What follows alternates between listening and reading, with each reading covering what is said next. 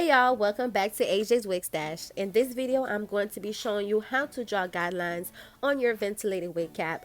So this is the cap that I will be using, and it's one of those caps where you add the track and then you remove the plastic afterwards. Right now I'm just showing off the cap on how it looks, and I will also be making another video on where I get my ventilated wig caps from. Now this is the closure we are going to be placing first before drawing the guidelines. Small knots only. Make sure you are getting the laces with small knots, okay? So I'm just going to be placing the closure right there on the lace part of the cap, and I'm just going to grab my pins just to make sure my closure is laid down flat.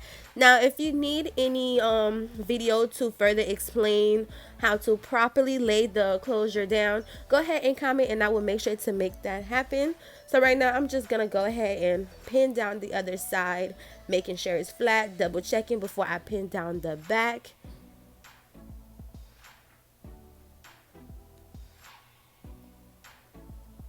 Okay, now we are going to be pinning down the back. I'm gonna go ahead and grab my pin.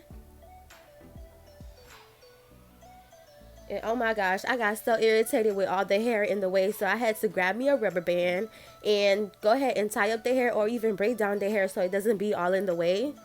It's not perfect, but hey, it gets the job done.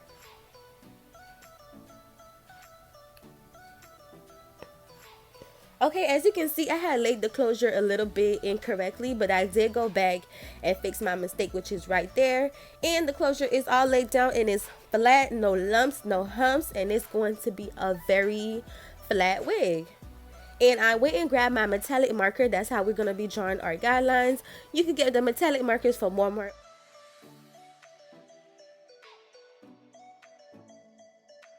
Okay, I'm going to be drawing the first line at the back end of the cap, which is right there with my pink marker.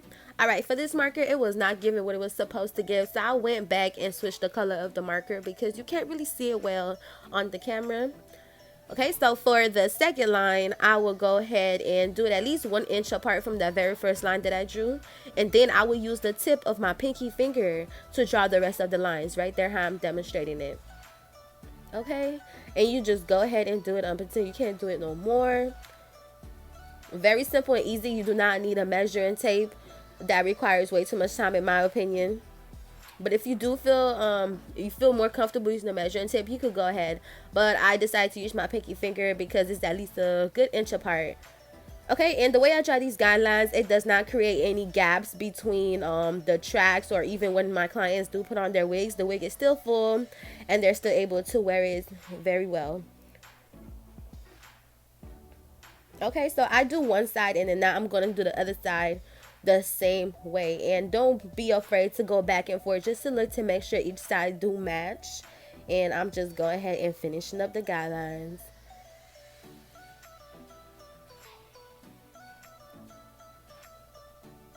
Okay, and don't be afraid, and do not be afraid to make mistakes. Mistakes do happen, as you see right there when I was drawing that guideline. Just keep it moving as long as you know you made the mistake. And once you sew it, you will see that you made the mistake there, and just go ahead and keep on sewing. Okay, and on the last line, which is the last track, will be around the closure, and that's why you see I'm drawing the line around the closure. Okay, and it looks like we are all done with the guidelines. I'm going to be demonstrating. There we go, right there. I'm demonstrating the guidelines. Again, it doesn't have to be perfect. It doesn't have to be a straight line.